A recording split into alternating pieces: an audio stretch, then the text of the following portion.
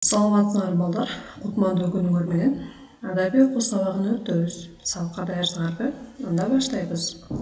Бүгүнкү да турган темабыз бала менен чымчык.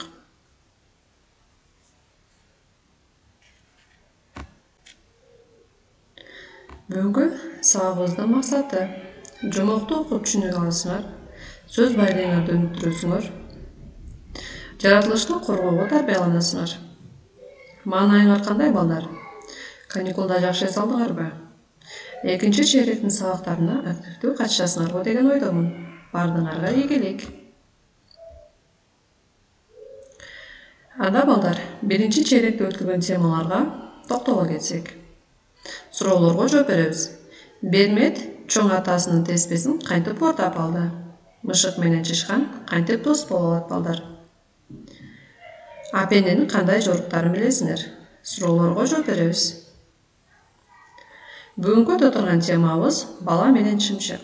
Балдар, чымчыктарды билесиңерби? Алардын кандай түрлөрү бар? Чымчыктар өзү кандай канаттуулар? Биз билебиз. Чымчыктар өтө назик, кичинекей, канаттуулар, өтө сүйкүмдүү.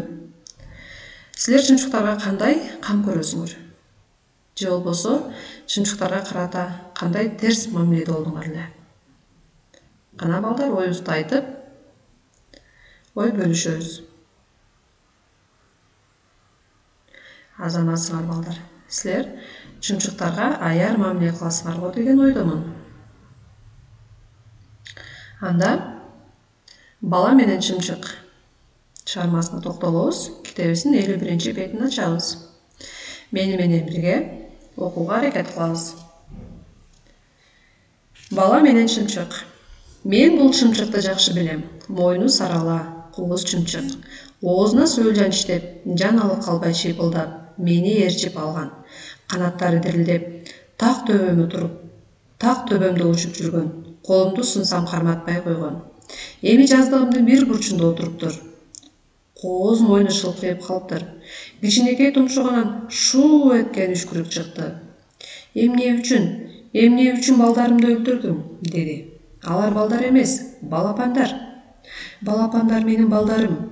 Балдарым эмеспи? Чымчыктын мончоктуу көзүнөн жаш агып кетти. Канаттары титиреп, жыгылып калды. Оозун араң ачып шымырады. Кана, балдарым. Алар сага эмне кылды? Эми мен кантем? Айтчы.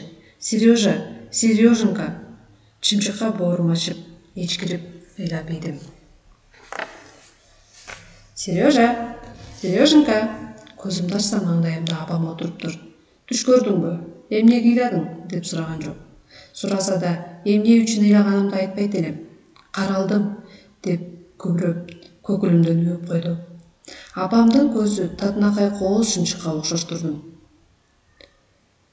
Мени Сереженькалаганы чымчыктын чыйпылдаганындай угула берди. Бетимди жууп алып, токойго жөнөдүм. Токой биздин үйгө жакын. Шамалда жалбырактары шуулдап, туйлап, бирдемелери качырап сынып турчу. Мен кечээки сарала чымчыкты издедим. Такыр тааныбай койдум. Же бир жакта балдарын эстеп, чыйпылдап, ыйлап отурабы? Кайдасың? Сонун чымчык. Башка жака учуп кетип калдыңбы? Кел, сарала чымчык. Мен сени тааныбайм. Сен мени таанып тургандырсың. Кел, сарала чымчык. Колума кон. Келгилечи, чымчыктар. Канаттарыңарды сылагым келип атат. Ишенгиле, чымчыктар. Мындан кийин силердин балапандарыңарга да тийбейм. Ишенгиле, чымчыктар. Чымчыктар ишенбеди. Бирөө да көрүнбөй койду. Чыркылдаган, кубанычтуу үндөрү угулбады.